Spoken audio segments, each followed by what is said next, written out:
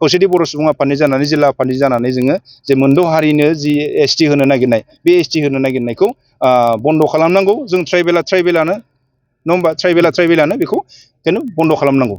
हरनायनि बाथ्रा बुंबाय थादों दा बेवहाय जुदि मोनद' हारिनो एसटि होब्लाबो नोंथांमोना दा बेयावथ' जों अपस खालामगोन आरो दाखालिबो जिहेतु सिसिट'या गुवाहाटियाव सनापुराव मोनसे बिराद गिदिर सुबुं जे होसिख्रावनाय हाबाफारि लादों आरो बेखौथ' दिनै जोङो बुंनांगोन जे मोनद' हारिनो जिहेतु एसटिखौ होयोब्ला थाखानाय जि एसटिफोर जे ट्राइबेलफोर बे ट्राइबेलफोरनि अबस्थाया मा जागोन बेखौथ' दिनै जोङो बुङाबाबो जासिगोन बेखौ बयबो दिनै मिथिखायो।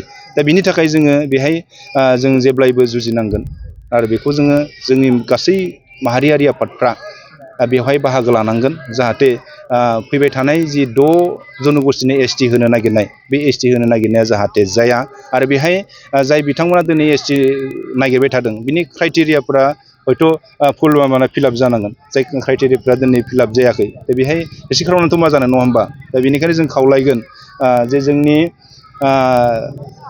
थाखानाय ट्राइबेलफोरनि मोनसेबो जाहाथे खहा जायाबासिनो बिसोरनो जुदि होनाय जायोब्लाबो जुदि जोंनि थाखानाय ट्राइबेलफोरा जाहाथे मोनसेबो खहा जानो मोना।